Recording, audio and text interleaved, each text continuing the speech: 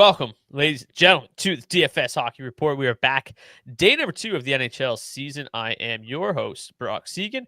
With me, as always, we've got Zach Laing of Oilers Nation. Zach, maybe not the best opening night for us, but we're looking to get back on track tonight. Yeah, who'd have knew that Justin Brazeau would have ended up being the nuts last night? I mean, what can you do?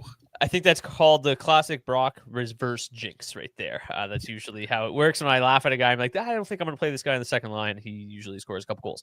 Okay, if you were with us yesterday, you'll know that we tried something different. There was some positive feedback. There was some negative feedback. I think the most important feedback was our feedback, and neither one of us was really a huge fan of how it went. It felt like we were kind of all over the place. So what we're going to do today is continue to try to change things a little bit. We're going to go through game by game like we used to last year, but without some of the fluff, like without a lot of the back and forth between us. We're each going to break down games. We're going to alternate breaking down games, and then at the end, we're going to talk about our favorite plays from everything that we've kind of dug up from those games. So let's not waste any more time. Let's get into tonight's starting goalies. We've got 4 games tonight. We've got Anthony Stolarz versus Samuel Tombeau. We've got Logan Thompson versus Jeremy Swayman. We've got Stuart Skinner versus Dustin Wolf in the Battle of Alberta. And then Aiden Hill likely going to face Anton Forsberg, second half of a back-to-back for the Kings. Zach, first game is the Montreal Canadiens and the Toronto Maple Leafs. Take it away. Yeah, Brock, interesting game here between the Leafs and the Canadiens. 3.4 implied total for the Toronto Maple Leafs coming in as favorites. 2.6 implied total for the Montreal Canadiens. Interesting game here when you take a look at it. Toronto 1, Toronto 2 look like they're both in really great spots here on this slate tonight. And Montreal 1 as well, looking like they're looking pretty good here tonight too. The matchups are really strong for this Leafs top 6. So definitely going to be mixing in, a pretty healthy chunk of these guys here without much difficulty in getting there. The top line, Matthew Nyes, Austin Matthews, Matthias Michelli, priced at $16,600. That's a really nice number. Some low priced guys around Austin Matthews that can really help open up some things on this slate here tonight. Toronto 2 coming in $1,000 more expensive. I kind of have a hard time knowing where to go here fully and committing to one of these top 2 lines. I want to say I like that second line a little bit more because I think William Nylander is going to have a really big year this year.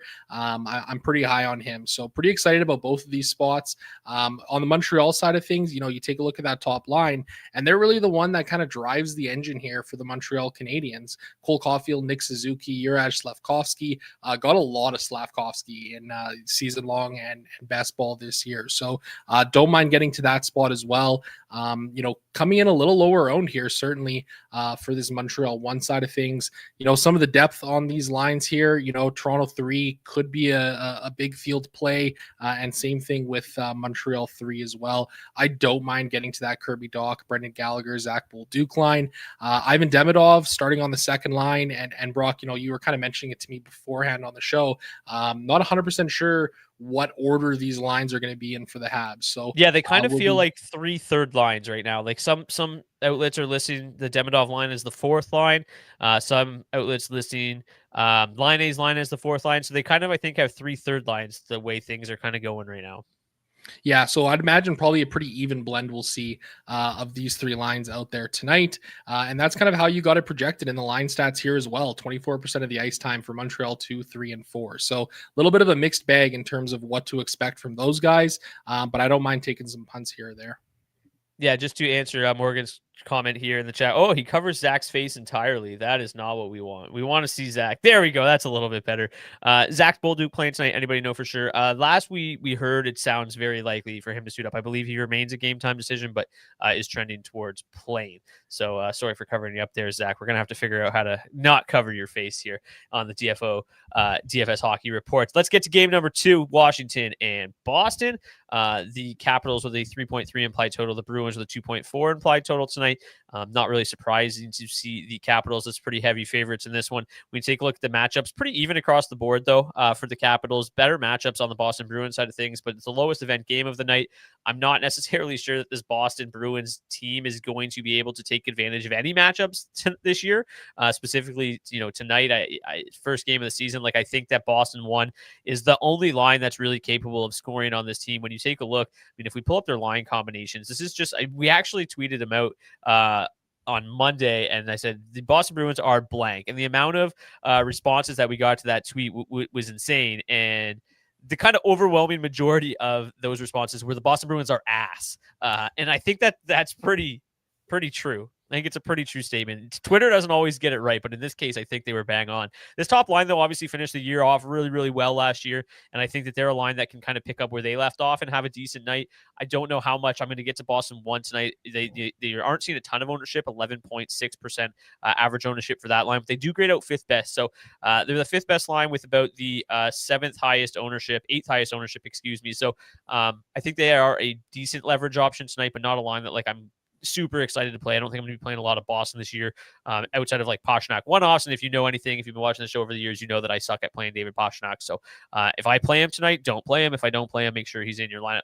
On the Washington side of things, the second line grades out really well. The top line also inside our top 10 tonight. The matchup's not really strong for either side, but that second line was really, really good last year. McMichael, Dubois, and Tom Wilson. Obviously, McMichael got off to a red hot start last year. See if he can, continue that trend of early season success. But the top line, Strome, Ovechkin, I think are always going to be in an okay spot as well with them. And the matchup is fine. I think we saw a little bit more 5v5 success from them last year. Obviously, 3.5 goals for per 60. Their power play grades out second best tonight as well. Just going back to Toronto for a sec, they get the number one power play advantage. But Washington's second best power play, you can always count on Ovechkin to be in the right spot on that unit. When we pull up the Washington Capitals line combinations here, the top power play unit is kind of a mix of the two lines. You got Strome and Ovechkin on the top line. You got Wilson and Dubois from the second line. So a bit of a mix there. And I think both lines are in play when we take a look just really quickly before we get to game number 3. Ownership a little bit heavier on Washington 1 than Washington 2. So I think, we'll get to our favorite plays later in the show, but I think I prefer Washington 2 a little bit. You save $3K, a little bit less ownership, and they actually grade out a lot better. Game number 3, Zach, a team that you're somewhat familiar with. Yeah, big shocker. For anybody new to the show this year, I'm a huge fan of Edmonton 1, especially when Connor McDavid and Leon Draisaitl are playing together. Coming in pretty expensive here tonight as the most expensive line on the slate for Edmonton 1. Trent Frederick up there as well, $20,000. So priced up high for Connor McDavid and Leon Draisaitl. But I love them in this spot here on this slate tonight. So does the public. They are all over them in terms of projected ownership. 21% projected ownership for this Oilers top line here tonight. But make no mistake about it, they're in a really good spot, even if they don't have the greatest matchup score. The Edmonton Oilers are looking to come out hot this season. For the last 2 years, a big issue for this team has been slow starts to the season, and there's no better way to get things going than a nice little battle of Alberta here. Connor McDavid has absolutely lit up the Flames in his career, 58 points in 42 games played, 29 goals scored. He loves to fill the net against the Flames. Leon Draisaitl, very productive too, 14 goals and 63 points in 48 minutes. I don't mind some of these depth pieces on the Edmonton Oilers in terms of Edmonton 2 here tonight. Also not the greatest matchup score or anything like that, but Matt Savoy at $2,900 and Andrew Mangiapane, $2,900, Ryan Nugent-Hopkins centering those 3 guys. I have no issue getting to a little bit of Edmonton 2 here tonight as well. I think Savoy is going to have a really good year for the Edmonton Oilers, obviously coming in with his first full season in the NHL here. Got a little bit of a cup of coffee with the team last year, played a couple games and looked pretty good doing so. So for me, going to be pretty heavy on the Edmonton Oilers tonight. But if you also watch this show, you know that I do like to play the Calgary Flames, specifically that Calgary 3 line, Mikael Backlund, Blake Coleman, and Connor Zary, probably the line that I have the most interest in from this Calgary Flames side of things. For me, the issue with this top 6 is they're just a little bit inconsistent in terms of their ability to generate offense and score goals. Granted, that third line for the Flames maybe hasn't been the greatest at actually filling the net too, but they do generate a high number of quality looks on any given night. So for me in this game here, Edmonton 1, Edmonton 2, Calgary 3 in my order of preference. One name I'll throw out there tonight when you take up a look at the Calgary line combinations. I don't think he has the highest ceiling ever for the full season, but on a 1-game sample, Joel Farabee is going to get a big look early in the season here on that top line with Kadri and also on the top power play unit while Jonathan Huberdeau is out. So Farabee is a name to kind of keep in mind this evening. Where is he priced? $3,800. So yeah, I think there's quite a bit of value in this game, but again, we'll get back to it after we break down the final game of the night. We've got the Vegas Golden Knights hosting the Los Angeles Kings on the second half of a back-to-back. there's a number of teams playing back-to-backs early in the season, and it just seems so unnecessary. Like, I would be so mad at the Kings. It's like, 70% of the league hasn't even played their first game, and you're just stuffing us on a back-to-back going into Vegas after playing the Avs last night. Like, just absolutely no favors. The Kings obviously didn't look, terrible last night, but didn't come out, on top. And we'll see, obviously, a really difficult way to start the season. But Vegas 1 grades out as the best line to target in this game. No surprise there. Barbashev at 4K is a really nice price tag. Mitch Marner only at 6,700 in his Vegas debut. Eichel at only 7K. Pretty curious price tags on these guys, and definitely a line that is not going to remain that cheap for the entire season. If you recall last year, Ivan Barbashev got off to a ridiculously hot start. And I think that he, at 4K, he's a great play. So Eichel really the only one drawing considerable ownership tonight. I think that line is definitely being overlooked. Even though it is a bit of a difficult matchup, the Kings are very good defensively. They just gave up 4 last night. They're on a back-to-back with travel and Forsberg between the pipes. I think Vegas certainly can get the job done tonight. I'm a little bit less interested in their depth pieces. Dorofeyev is fine, but he's at $5,700 and 17%. Tomas Hertl at 5,200 is a nice price tag, but they're seeing considerably more ownership than Vegas 1, which I don't really understand. I think Vegas 1 is quite clearly the better of the 2 plays. If you look, they actually have the best matchup. It's not saying much. It's pretty bad. On the King side of things, much of the same as we always talk about on this show. We hope that sometimes maybe the matchups will help dictate which line to play. If you take a look at the raw stats here, the third line, continues to be that kind of most productive line in terms of generating chances, but don't necessarily have the best finishers. Warren Fogle, Phil Deneau, and Trevor Moore. I still think the second line is the most intriguing line. That's Fiala, who's the only one that got on the board yesterday with Byfield and LaFerriere. So I think that if I had to play a Kings line tonight, once again, I think I would lean towards LA2. They also grade out the best. LA not seeing much ownership tonight at all. I don't think I'm going to play them a ton, just like I did last night. So those are your 4 games for this evening. Zach, let's give you the floor back here now. You already said, obviously, you're super interested in Edmonton 1. I think what's so interesting about them is Trent Frederick at $3,500 really helps keep that price tag down, right? If typically you've got Zach Hyman up there at $6,700, and this line's $23,000 to full stack, where I think Frederick is good enough to help chip in. I've talked about it throughout the preseason. We've seen guys like Zach Cassian and Pat Maroon, who, when you look at it, have a similar kind of player profile to a player like Trent Frederick, not the fleetest of foot, but a guy that's going to go do the dirty work and get the puck to these 2 guys. And I think he can certainly get lucky tonight and pick up a point or 2 playing with these absolute superstars. Yeah, absolutely. I really like this spot here for sure. I mean, the one bone that I really think I have to pick with DraftKings on this slate tonight is they don't have Ike Howard or David Tomasek in the player pool for whatever reason. David Tomasek signed out of Europe last year. He was great in the SHL, and he's on power play 1 for the Edmonton Oilers. I was really looking forward to playing a minimum priced David Tomasek to help bring the salary down a little bit more for this Oilers top line. Evidently, that's not going to be the case, but I think on this slate here tonight, like you mentioned, Brock, I mean, $20,000 really isn't all that bad for an Edmonton 1 line. And I think there's a lot of ways that you can kind of get around them tonight. I mean, I was playing around with some lineups where I was able to kind of comfortably fit in Edmonton 1 and Toronto 2 on a line or in a lineup together. So that's definitely something that I'm kind of going to be taking a look at here on this slate tonight. I think Washington 2 is also in a really interesting spot here. They're a group that we've played a lot over these last number of years here. And I really like the fact that they're grading out as the 4th best line to target overall on this slate tonight at just $14,100. They were a trio that were able to provide some consistent offense last year for the Washington Capitals. I like the spot here going up against this Boston Bruins team, who I think we can best describe them as a professional hockey club, and pretty much just be able to leave it at that. So that Washington 2 line is one that I've got my eye on here tonight as well. Morgan here is asking, are the sheets going to be publicly available at all this year? They used to be in the fantasy tab, but I'm not seeing them. They will be posted. So I showed yesterday, we're working on some stuff. So they are on the site. Right now they are automated, and they run a little bit different than what I've got here. That in these sheets, but eventually they are going to be one and the same, probably starting either this Saturday or this upcoming or next Monday. So I guess the good news is that the sheets will be available on the weekends this year, which they weren't last year. But we're still trying to fine tune the process of getting what I've got in Google Sheets onto the website. So it looks basically the exact same. The matchup score, like you have everything at your disposal. It'll just be on the website. But I'm still working on getting everything posted properly. So those are there. If you want access to these specific Google Sheets, they are being posted right now in our DFS Discord. If you want to join that Discord server, the link is in the description of the video on YouTube.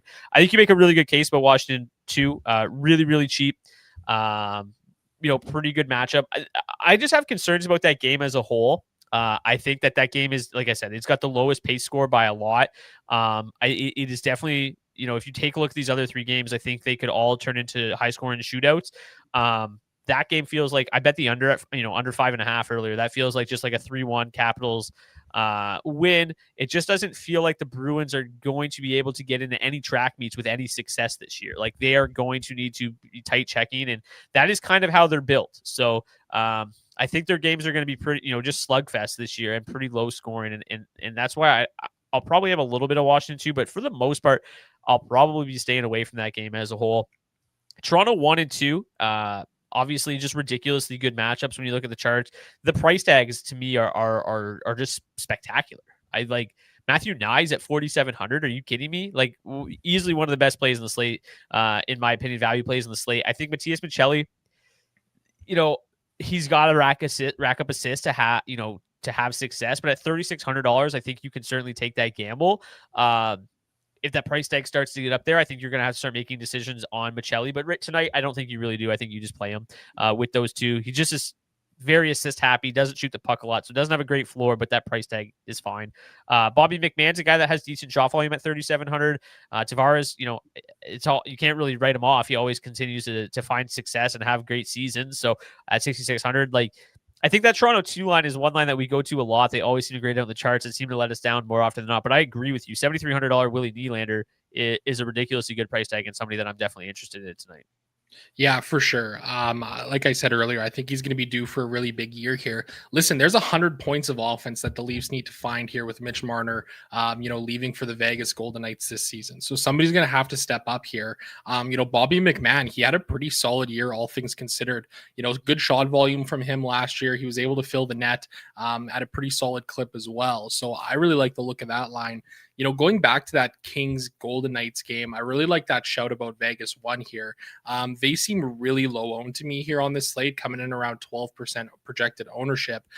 They're going to have the advantage of being at home here, which is a really nice thing, because one thing that they can try and do is get that Vegas 1 line matched up against the LA Kings third pairing of Cody Ceci and Brian Dumoulin. If anybody paid attention to the games last night, they were absolutely horrendous. In about 12 and a half minutes at 5-on-5 last night, controlled only 36% or 37% of the expected goal share, outshot 8-2 with them on the ice. So I think this Golden Knights top line looks really, really appealing for me here tonight. $17,700. Even Jack Eichel coming in at $7K, like that feels like a number that's a little bit too low here early on this season. So it looks to be a really appetizing spot. I don't know how much I'm going to get to this Kings game, this Kings side tonight. They did not look great last night. I think for me, it's probably going to be a little bit of LA2 and a little bit of LA3 here, but I really like this Vegas side more here in this game. Yeah, I agree completely. A couple people pointed out in the chat yesterday, the Kings looked slow. The Avs looked like the much faster team last night. You're obviously going to have, the back-to-back factored in tonight as well. And I mean, this is a Vegas team that plays with speed, right? Like Jack Eichel, not slow. Mitch Marner, not slow. Like those guys are going to be able to outskate this LA team again tonight, especially in the second half of back-to-back. And yeah, like Eichel's drawing ownership, but Marner and Barbashev are not at all. So super interesting. If you want to build around that power play, it grades out 6. The Kings penalty kill really, really good last year, but the Vegas Golden Knights power play was obviously very good as well. And, they're going to have a new look. We just found out today, or yesterday, excuse me. It was like the first practice they've had all preseason where everybody's been healthy, and we weren't 100% sure how things were going to shake out with Dorofeyev and Theodore, with Marner coming over. And the initial reaction is that Marner is going to be the 5th forward on that top power play unit, bumping Theodore to the 2nd unit. So if you want to get really creative tonight, I think a Kings or a Knights power play stack is interesting. You've got basically the entire you got the first line together essentially outside of Barbashev, and then you've got Stone from the second line, and then Hurdle and Dorofeyev from the third line. So if you want to kind of spread your exposure out to all three Knights lines, getting that top power play unit together is one way to go about that. Yes, Edmonton, I think is got some really nice value options tonight. Like if you want to really pay up and jam in some studs, like Mangiapane, he's got the former team narrative tonight, $2,900, going to play a decent amount. Still got a lot of offensive firepower there. Matt Savoy, very young, talented player. I think he's their best rookie forward, or going to have their best season among their rookie forwards this year at $2,900. I think that those two price tags are super appealing if you want to jam in some of the studs. Like a Matthews, like a Marner, like an Eichel, and fade maybe the Oilers top line, which I don't think neither one of us need to talk about them too much more. One team I guess we should just chat about really quick before we get into our defensemen and goalies tonight is Montreal. We haven't really touched on them a whole lot. You talked about them briefly. I mean, that top line finished the year really, really well. They're fairly expensive. I think they're the second most expensive line on the slate, not drawing a ton of ownership. I don't really have a lot of interest, but the Habs do play the Leafs very, very tough every year. My concern is just like the Leafs obviously looked a lot better defensively last year. Anthony Stolarz was dynamite. He was unreal in his 2 games against the Habs. Like, I've got Anthony Stolarz' interest, and I think it's really taking my interest away from Montreal. Do you feel any differently? No, I really like Stolarz here tonight as well. 8K for him tonight on this slate tonight. I think this is a really, really nice spot for him here. I think for me with Montreal, it's kind of a contrarian play, right? You're paying up here to get different. $18,300 to target this top line, projecting for just 8% ownership. They still grade out well in the charts. I mean, they're the 6th best line to target overall on this slate tonight. So I think I'm going to be getting there a little bit here tonight, building 20 lineups. I like them as a bit of a get different spot, but I don't think I'm going to go too crazy with them here tonight. But, like you mentioned too, like these have been tight games the last couple of years here. Slavkovsky, 5 assists in 8 games played against the Leafs. Nick Suzuki, 6 goals, 22 points in 28 games played. And then Cole Caulfield, 10 goals and 13 points in 16 games played. So, there's certainly a realm where they hit tonight and score, 2 goals as a line and are able to pay off that salary. And with that low ownership too, I don't mind the idea of getting there a bit. Want to know something fun? Yes. Since 2021, every single game on opening night between these two has been a 1-goal game. 5-4 OT win in 2021 for the Leafs. 2-1 win in 2022 for the Leafs. 4-3 loss in 2023. 6-5 shootout win in 2024. 1-0 loss in 2025. So it's going to be a close game tonight. If you want to bet the +1.5, it seems like a lock based on what's happened the last couple of years. Okay. Before we get to the defensemen and goalies, just maybe who is your favorite contrarian play tonight, and who is your favorite value stack tonight? Ooh, good question. I think for me, in terms of a contrarian play, I'm going to go with that Vegas top line. They're only projecting for 11%, 12% ownership here tonight. For me, I think I'm probably going to have them as one of my higher owned stacks here on this slate tonight. And for the top play, pretty obvious here, Brock. It's Edmonton 1 all the way. Yeah, I agree. Contrarian play, definitely Vegas 1 for me. Value option tonight, probably that Edmonton 2 line, as you pointed out, seems quite appealing. Them in Washington 2 would probably be my 2 favorites in terms of a value. You got any other value shouts? I think those are the ones that really jump out to me. Calgary 3, I don't mind getting to them at 13,100 here, projecting for less than 5% ownership. I think they're in a fine spot here tonight. And then, homer pick again, Edmonton 2. Ryan Nugent-Hopkins, I think, is really interesting here because for the last number of years, he's been a winger playing up on that top line alongside McDavid and Zach Hyman, but they got him playing up the middle here to start the season. I think it's something the team's going to try and do a lot of this season, whether it's on the second line or the third line. He had a run last year where he was up the middle kind of towards the end of the season, and he was hitting at like a point per game clip over 10 or 15 games. So I could see this being a world where he really has another solid offensive season here. And obviously that correlation with him on Edmonton's top power play unit definitely will help his case too. Yeah, that never hurts at all. When you look at the matchups here, there's not really a depth line or a value line that sticks out I think like Toronto 3, obviously like Nick Robertson being minimum price is definitely worth a mention. But the rest of these games look tough. Like I don't really agree with these matchup scores. I don't think the Leafs are this poor defensively, especially with they really don't grade out that bad defensively outside of that Tavares line, which I think is kind of fair. Like this third and fourth line, maybe not great. Top line is good. So I just don't really find myself playing much Montreal tonight. Let's get to some defensemen and some goalies, and we'll get you on your way building some lineups here. If you're watching on YouTube, please smash that like button, hit the subscribe button as well, so you never miss a show. If you play season-long fantasy hockey, I do an episode Monday through Thursday and every other Friday. Different stuff. Monday, I preview the entire week. Tuesday, I bring on a guest from around the league. Wednesday's Waiver Wire Wednesday with our guy, Beebs Bondy. And Thursday is with our other co-host, Dylan Berthium, where we preview the weekend and find you some weekend streamers. So if you play season long as well, be sure to tune in there.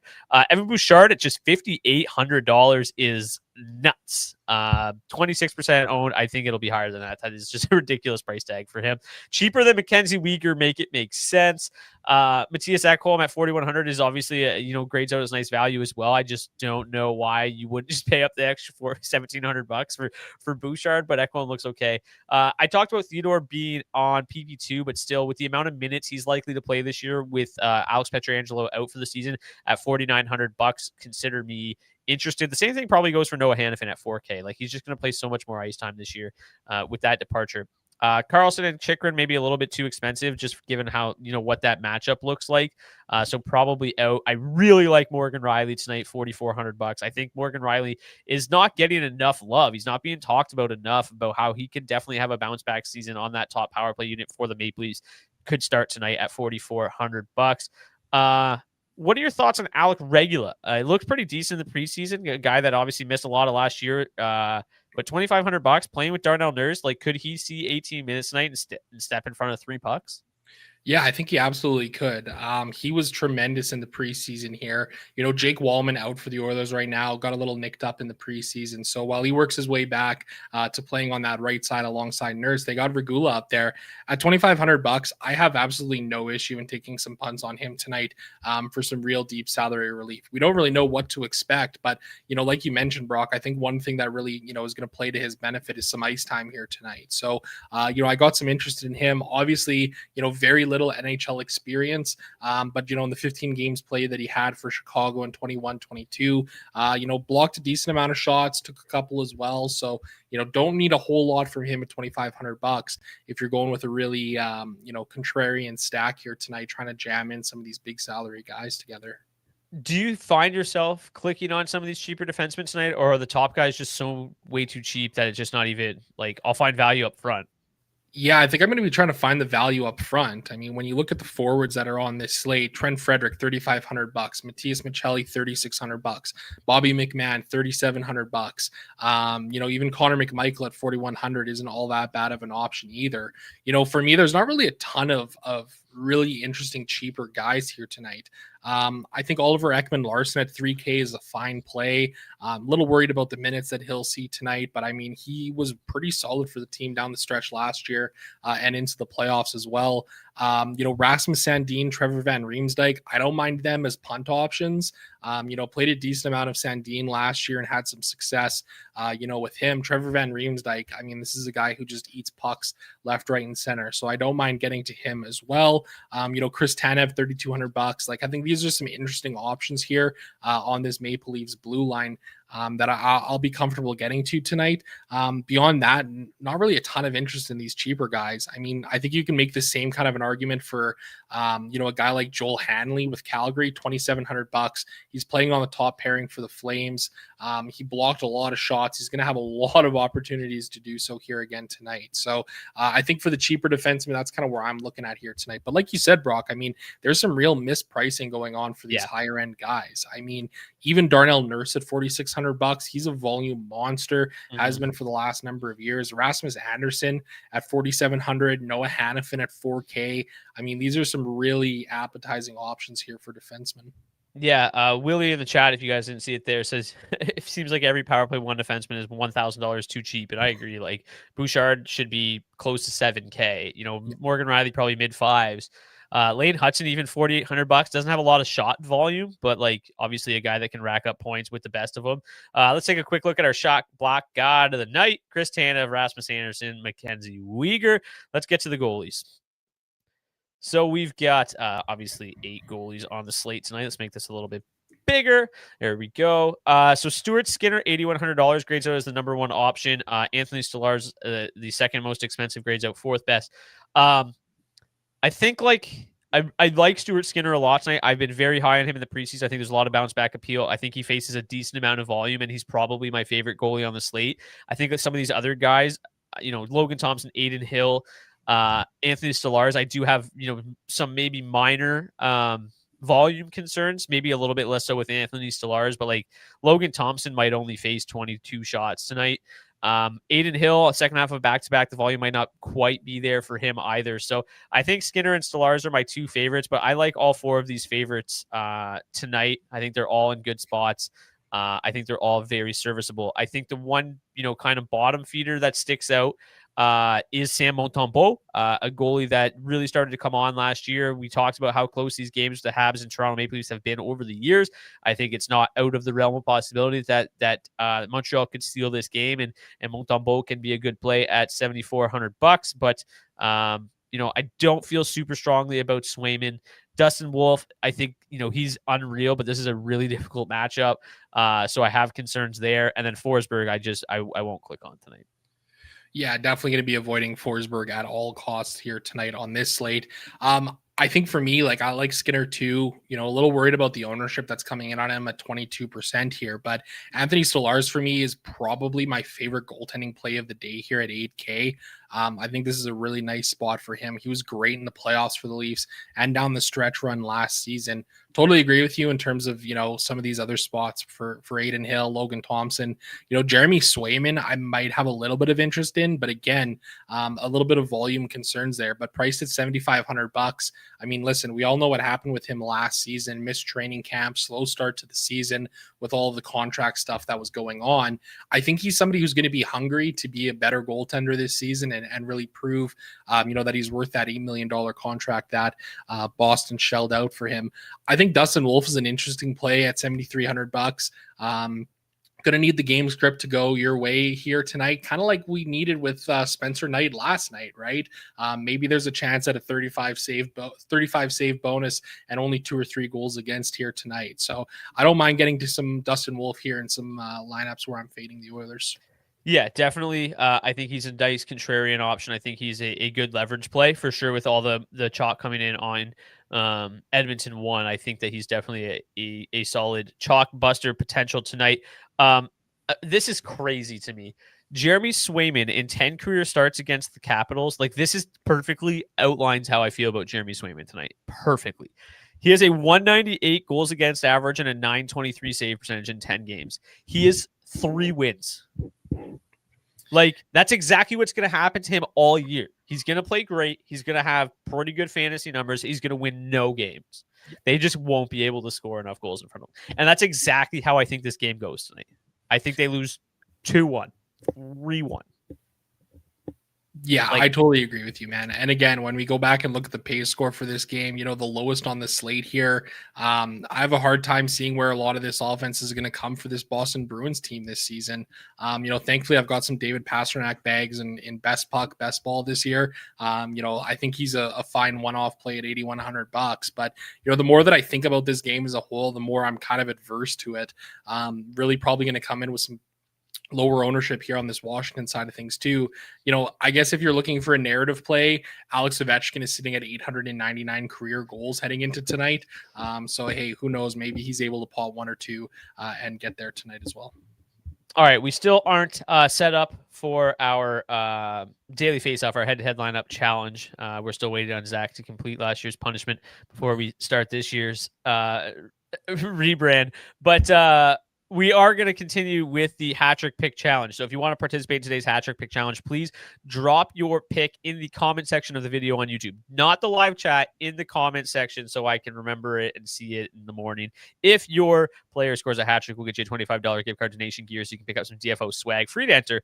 Let's do it. I'm going to go first today because I picked Carter Verhaeghe and he scored right away yesterday. Who was your pick yesterday? Did he get a goal? I genuinely don't remember. Oh yeah, the bread man. Okay, yeah, that's fair. That wasn't me. That wasn't a dig at all. That was a genuine question. My hat trick pick tonight. Give me, you know what? Give me Jack Eichel. Ooh, I don't mind really that like one Vegas. whatsoever. I'm going with the $12.5 million man, Connor McDavid. $12.5 million. He took Pete Blackburn and company at What's Chaos yesterday. They were saying that he took the Connor McDavid minimum, and it's like, yep, that was wild. I mean, good for you, Zach. I'm sure you were as happy as could be. I mean, like, it literally couldn't have gone any better. I mean, 2 years is a little scary. You got to win a cup in those 2 years, basically, to retain him, I imagine. But I mean, $12.5 million for the next couple of years, it's as good as it gets.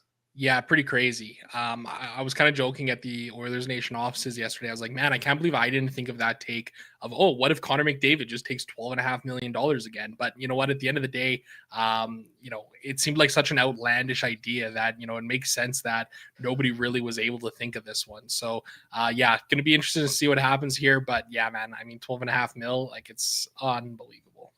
As good as it gets. All right, that's going to do it for this edition of the DFS Hockey Report. Thank you guys, as always, so much for tuning in. Peter Porker, another one. Are the sheets going to be on Daily Faceoff like they were last year? So, once again, before we close out the show, they are available here under Tools. They are a little bit different. Eventually, they will be the exact same as the ones you saw on today's show. Right now, they are slightly different because they are all automated. We're going to be changing it so they look exactly like you saw on today's show. But if you want access to the Google Sheets version, please join our DFO DFS Discord. The link is in the description. They have been posted in there already.